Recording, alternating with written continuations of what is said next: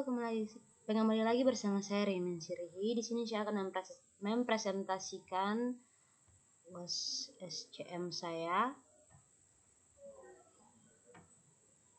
Di sini kita langsung saja ke pembahasan. Yang pertama, analisis perusahaan. Di sini sudah ada perusahaan yang saya ambil, yaitu perusahaan mie instan. Kemudian latar belakang, hingga saat ini mie instan telah mendapatkan tempatnya sendiri dalam sistem pangan global. Mie instan dianggap sebagai salah satu penemuan terbaik abad ke-20 di tahun 2000 oleh masyarakat Jepang, mengalahkan penemuan lainnya seperti karaoke, Walkman, kamera digital, dan bahkan peluru Filipina 2015. Penemuan mie instan terinspirasi oleh kelaparan yang menekan negara Jepang sebagai akibat dari Perang Dunia Kedua, ketika Jepang harus mendapat kekalahan dari pihak lawan. Seorang penduduk Jepang bernama Momofuku Ando kemudian mulai menginventasikan beberapa jenis makanan yang bisa membantu Jepang memberi makanan seluruh penduduknya, dengan kepercayaannya bahwa kedamaian akan datang ke dunia saat semua orang memiliki cukup makanan. Pada tahun 1958, ramen instan lahir dan menjadi tren industri makanan sampai hari ini.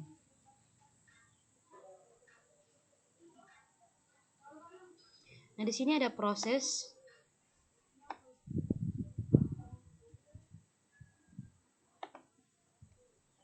bisnis dan ruang lingkup perusahaan mie instan. Proses bisnis perusahaan mie instan, yang pertama ada pelanggan atau customer. Pelanggan atau customer merupakan sebuah rantai pertama yang memberikan pesanan atau order, terutama pada suatu perusahaan yang berorientasi pada OEM atau Original Equipment Manufacturer. Customer memutuskan untuk dapat membeli produk yang ditawarkan oleh perusahaan yang bersangkutan dengan menghubungi departemen penjualan atau sales suatu perusahaan tersebut. Kemudian di sini ada perencanaan atau planning. Proses perencanaan merupakan rangkaian urutan rasional di dalam penyusunan rencana. Setelah customer membuat pesanan yang diinginkan, divisi perencanaan akan mempersiapkan perencanaan produksi untuk memproduksi produk yang dibutuhkan oleh customer. Yang ketiga, pembelian atau purchasing. Pembeli mengacu pada pembisnis atau organisasi yang berusaha memperoleh barang atau jasa dalam mencapai tujuannya. Setelah menerima perencana produksi, dalam hal ini yakni sebuah kebutuhan terhadap bahan mentah dan juga berbagai bahan-bahan pendukungnya, divisi pembelian atau purchasing akan dapat melakukan pemesanan bahan mentah dan bahan pendukungnya serta juga menetapkan tanggal penerimaan dan jumlah yang dibutuhkan. Kemudian yang ketiga ada persediaan atau inventory. Aset lancar dalam bentuk barang atau perlengkapan yang dimaksud untuk mendukung kegiatan operasional pemerintah dan barang-barang yang dimaksudkan untuk dijual atau diserahkan dalam rangka pelayanan kepada masyarakat. Bahan mentah dan juga bahan pendukung yang telah diterima oleh sebuah perusahaan akan diperiksa suatu kualitas dan ketepatan jumlahnya, kemudian disimpan dalam gudang untuk sebuah kebutuhan produksi. Kemudian ada produksi atau production. Suatu kegiatan yang dikerjakan untuk menambah nilai guna suatu benda atau menciptakan benda baru sehingga lebih bermanfaat dalam memenuhi kebutuhan. Bagian produksi akan menggunakan bahan mentah dan bahan pendukung yang dipasok oleh pemasok tersebut untuk melakukan proses produksi hingga menghasilkan barang yang dibutuhkan oleh pelanggan. Barang jadi yang telah diproduksi ini kemudian dimasukkan ke gudang dan siap untuk dikirim ke pelanggan sesuai dengan jadwal yang ditentukan. Kemudian ada transportasi. Perpindahan manusia atau barang dari suatu tempat ke tempat lain dengan menggunakan sebuah kendaraan yang digerakkan oleh manusia atau mesin. Departemen pengiriman atau shipping department akan mengatur waktu keberangkatan barang jadi finished product yang di gudang tersebut sesuai dengan jadwal yang diinginkan oleh customer. Ruang lingkup perusahaan mie instan memiliki ruang lingkup bidang usaha yang produksi berbagai macam produk, yaitu Satu definisi Noodles Indomie, Supermie, Sarimi, Sakura, Popmie, Pop Bihun, dan mie telur. Kemudian kedua, teknik pemilihan supplier. Mengenal karakteristik supplier sebagai berikut: berfungsi sebagai pemasok barang mentah atau bahan baku ke perusahaan lain. Setiap supplier pada umumnya hampir sama, namun karakteristik yang dimiliki oleh masing-masing supplier bisa berbeda. Pemilihan supplier merupakan kegiatan strategis, terutama jika supplier tersebut memasok item yang kritis atau untuk digunakan dalam jangka panjang. Karakteristik supplier sangat penting untuk keberhasilan menciptakan produk dengan mutu yang sempurna. Karakteristik bisa dilihat dari suatu persepsi atas penilaian perusahaan yang kasat mata dan bersifat lebih objektif terhadap supplier dengan standar atau perjanjian yang telah ditentukan bersama antar supplier dan perusahaan. Kemudian ada menilai kualitas produk. Pemilihan supplier juga harus mempertimbangkan kualitas produk. Perusahaan tentu menginginkan barang-barang yang telah diproduksi segera laku terjual agar bisa mendapatkan keuntungan yang maksimal. Produk yang berkualitas berasal dari bahan-bahan yang berkualitas pula. Maka dari itu, pertimbangan kualitas produk atau bahan pasokan dari supplier menjadi sangat perlu diperhatikan. Kemudian Anda mempertimbangkan harga. Harga bahan pasokan dari supplier merupakan salah satu faktor utama yang menentukan harga produk yang dijual. Perusahaan harus sadar bahwa minat konsumen adalah produk yang berkualitas dengan harga yang murah. Harga bahan pasokan tentu akan mempengaruhi harga produk karena perusahaan tidak ingin menjual dengan nominal yang menyebabkan kerugian. Semakin tinggi harga bahan pasokan, maka harga produk yang dijual tentu akan semakin tinggi. Selanjutnya, kecenderungan terhadap minat konsumen untuk membeli produk akan semakin melemah. Kemudian ada menilai konsisten supplier. Konsisten supplier bisa dimulai dari tanggung jawab dalam ketersediaan bahan pasokan. Pemilihan supplier yang memiliki konsisten tinggi sangat berguna bagi perusahaan untuk mengantisipasi perubahan pemerintah barang yang dapat terjadi sewaktu-waktu. Karena adanya perubahan pemerintah pelanggan, selain itu konsistensi juga bisa diukur dengan kendala terhadap waktu penyerahan bahan pasokan. Kemudian Anda mempertimbangkan pelayanan supplier. Pelayanan yang dari supplier biasanya menjadi hal yang paling penting bagi perusahaan untuk memilih supplier.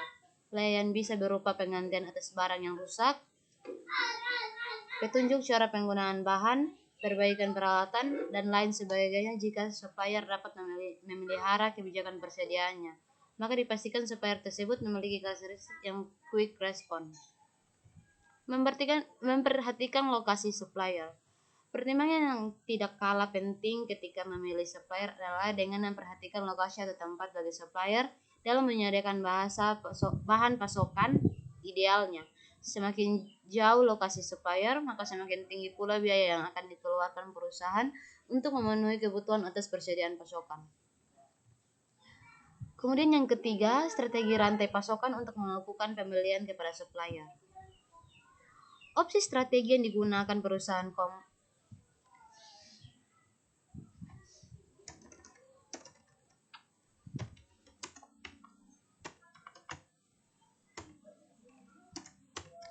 adalah untuk perusahaan mie instan adalah untuk melakukan pembelian kepada supplier, yaitu few supplier atau sedikit pemasok. Implementasi strategi ini adalah perusahaan menjalin hubungan jangka panjang dengan para supplier yang komit. Dengan cara ini, supplier cenderung lebih memahami sasaran-sasaran luas dari perusahaan dan konsumen akhir. Bekerjasama hanya dengan beberapa pemasok akan menciptakan nilai yang memungkinkan pemasok mempunyai skala ekonomis dan kurva belajar yang menghasilkan biaya produksi dan biaya transaksi yang lebih rendah.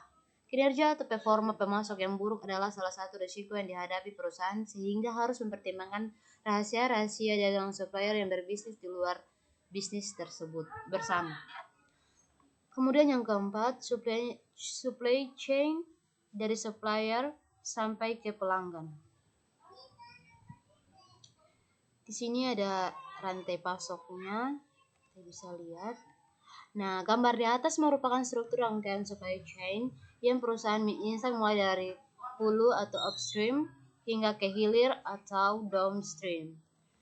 Proses untuk membuat mie sebuah pabrik mie memerlukan bahan-bahan yang diperlukan dari para pemasok untuk memenuhi kebutuhan dalam produksi.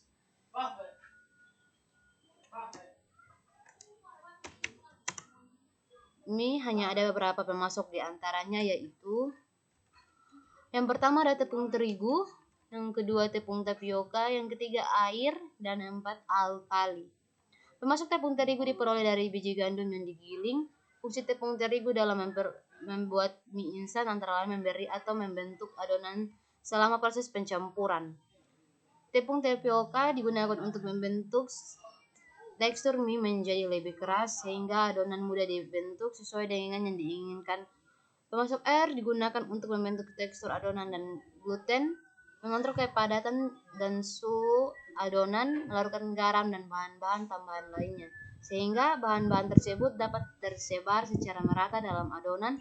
Pemasok alkali merupakan campuran dari zat antioksidan, pengemulsi, pengaturan keasaman, pengental, pengembang, pewarna mineral, dan penguat rasa yang aman untuk dikonsumsi dan berfungsi untuk membuat bentuk, warna, rasa, dan mutu mie instan lebih baik. Kemudian di sini 4 pemasok tersebut memberikan pasokannya ke gudang. Bahan baku yang selanjutnya akan dikirim ke pabrik pembuatan mie instan untuk membuat mie.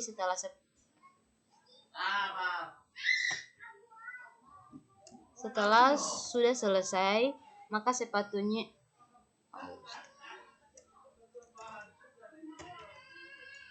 mie yang sudah jadi dikirim ke bagian pengujian sepatu untuk diuji apakah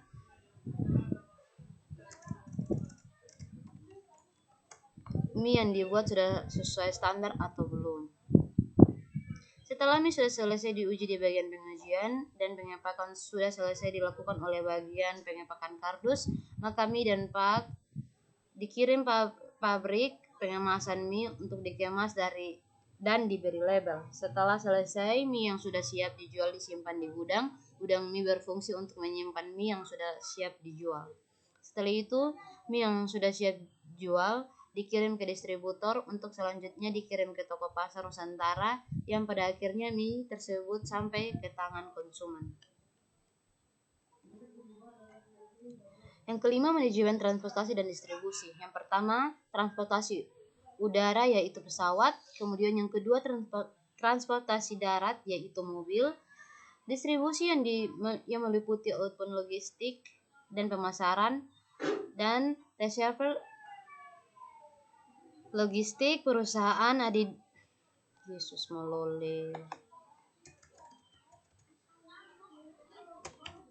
melakukan penerapan supply chain management dengan tujuan supaya produk yang dihasilkan distribusi dengan baik.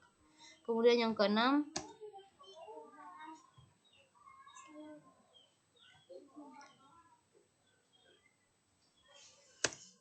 gambar infrastruktur teknologi informasi. Di sini kita bisa lihat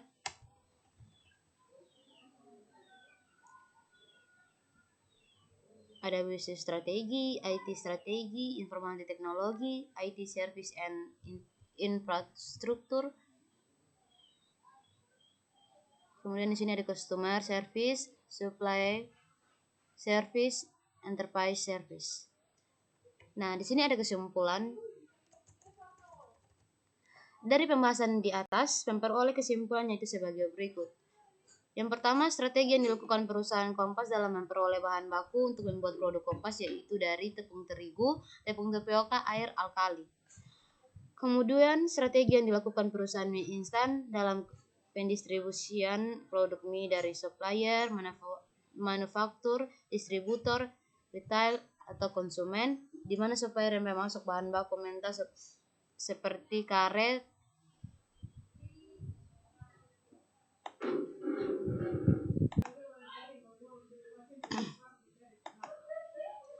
diberikan ke bagian gudang lalu dikirim ke pabrik untuk diproduksi menjadi barang jadi, dan akan dilakukan pengujian apakah barang sudah sesuai standar, kemudian akan diberikan ke bagian pengepakan, kemudian diberikan pada distributor untuk dikirim ke toko-toko atau retail, dana berakhir ke user atau konsumen.